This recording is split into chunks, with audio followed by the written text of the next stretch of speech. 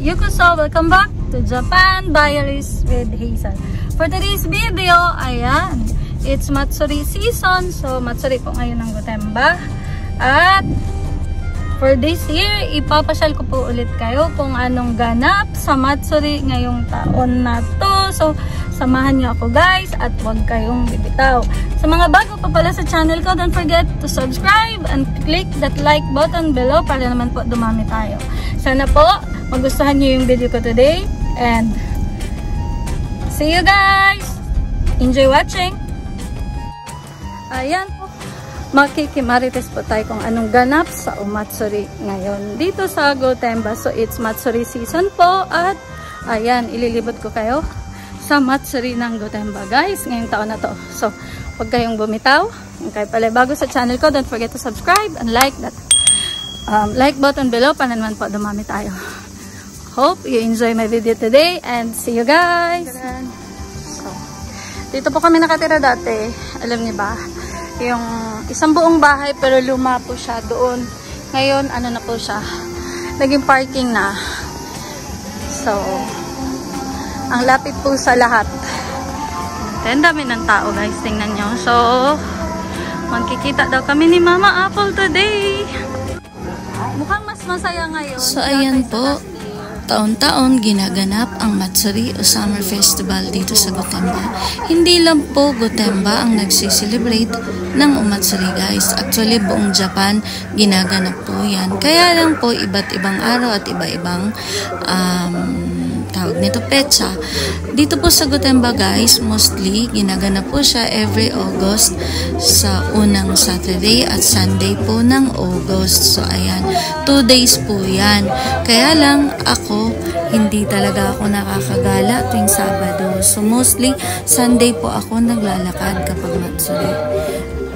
This time, nakakalungkot na po, mga 4 na taon na or oo, mula nung nagdadalaga yung anak ko, hindi ko na po nakakasamang maglakad tuwing Matsuri. Nakakalungkot guys, diba? So may sarili na siyang lakad at may sarili na siyang tropa. At ito pa, this time, hindi na barkada ang kasamang mamasyal. Boyfriend na. O diba nakakaloka? So ayan, nagulat ako guys kasi minsan nag-confide sa akin, lesbian daw siya.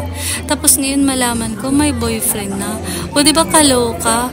Hindi ko alam kung matutuwa ako o mag-aalala. So hindi na talaga mapipigilan ang paglaki ng mga anak natin guys.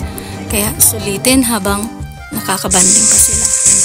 So anyway, yun lang. Gusto ko lang i-share sa inyo. And ito na nga. Every year, inaabangan ng mga Hapon ang festival na to, lalo na ng mga bata. Kahit po hindi Hapon na tulad ko, ay inaabangan ko rin po. Nakakatuwa po kasi. Pero magtataka ka saan nanggaling ang mga tao na yan. Ang dami-dami, diba? Kasi kung sa typical po na araw, wala ka halos makikitang naglalakad na tao dito sa Japan. Kalimitan na sa loob ng trabaho o di kaya nasa loob lang ng bahay. Tingnan na naman guys, ang dami-dami, diba? Siguro halos lahat ng nakatira dito sa Gotemba naglabasan para lang sa festival nito. O diba bongga? Anyways, mabubusog ka pala habang naglalakad. Kaya lang, ubos ang barya mo. But anyways, nakakatuwa. At hindi lang po Japanese food ang mabibili nyo sa festival. Meron din pong mga cuisine ng iba't ibang bansa. Tulad na rin ang sariling atin ang Filipino food. Meron din po makakabili kayo. Tulad na lang ng halo-halo. Alam niyo ba na ang mikoshi ang pinaka-main highlights ng Matsuri dito sa Japan? Ang mikoshi po, ayan, binubuhat ng mostly mga kalalakihan habang sumasabay sa tugtog tuwing prosesyon. Ayan, kahit saan mang dako dito sa Japan, pag sinasabi pong Matsuri, makikita niyo po talaga ang mikoshi. Kada taon nilalabas ang kami sa temple sa pamamagitan po ng mikoshi. Taon-taon, pagkalabas nito, pinaniniwalaan po na ibibless nito ang community at ang mga taong nakatira dito.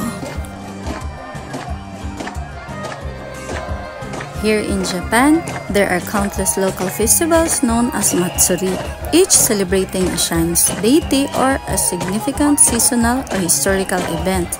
These festivals are held annually and often span several days, filling the streets with joy, tradition, and color. One of the most important elements of Japanese festivals is the procession. During this time, the local shrines kami or Shinto deity is carried through the town in a mikoshi or a palanquin. It's the only time of the year when the kami leaves the shrine to be paraded around town, blessing the community and the people.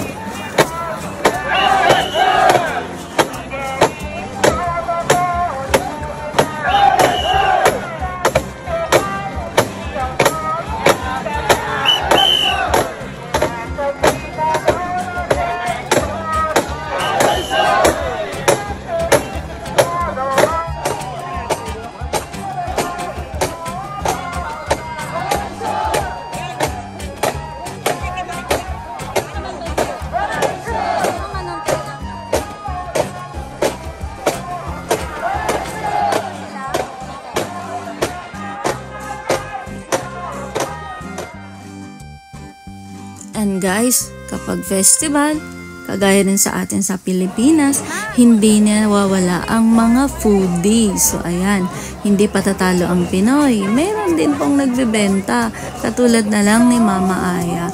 Ang sarap ng barbecue nila. At maliban dyan, may iba't ibang klase pang mga yatay na nagbebenta ng iba't ibang food. So hindi na natin maiikot lahat. Pero, ganyan po ang setting kapag festival. Sa tabi ng daan, ayan, iba't ibang stalls at iba't ibang foodie ang matitikman nyo. Kaya nakakatuwa, di ba? Kailangan mo nga lang ng pagkadami-daming barya.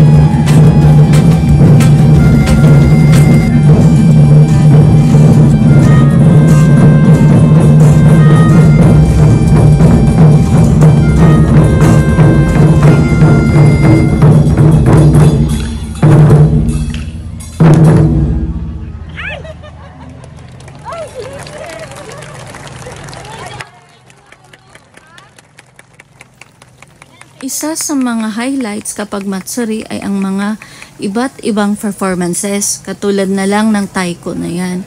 Maliban dyan, meron din pong mga dance performances at of course banda. So speaking of banda, may pupuntahan tayo later guys. I-share ko sa inyo yung isang kaibigan na magpe-perform po sa isang banda. So huwag kayong bumitaw at panoorin ninyo.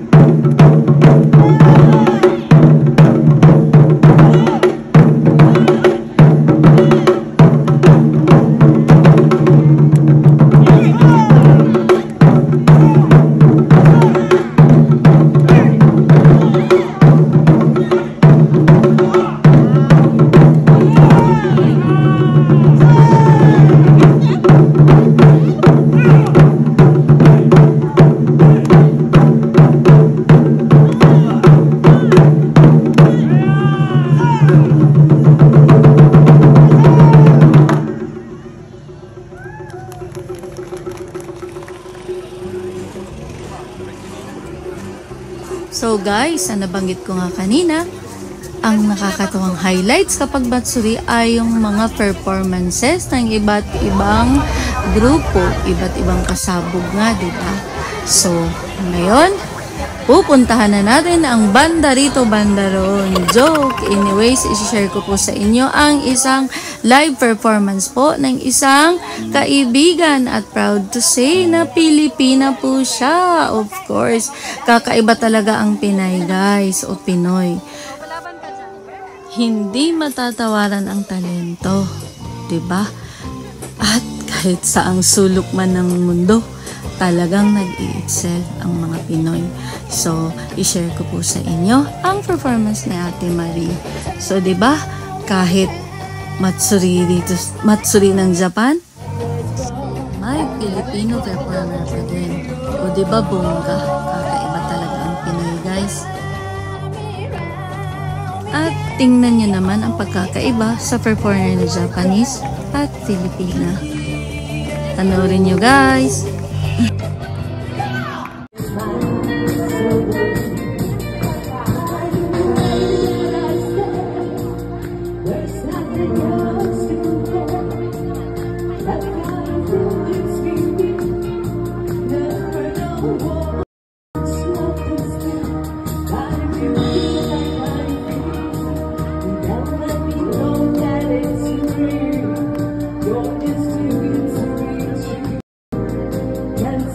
Can't take my eyes off of you.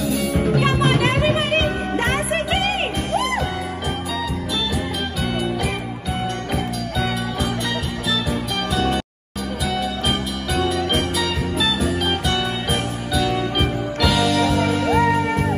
I love you, baby, and if it's quite alright, I need you, baby. You come along and I love you, baby. If it's quite alright, I need you, baby. I want my lifetime, I love you, baby. Cause I'm really sad. I'm pretty, baby. You make me down on time, pretty, baby. And then I find you still with me, baby. You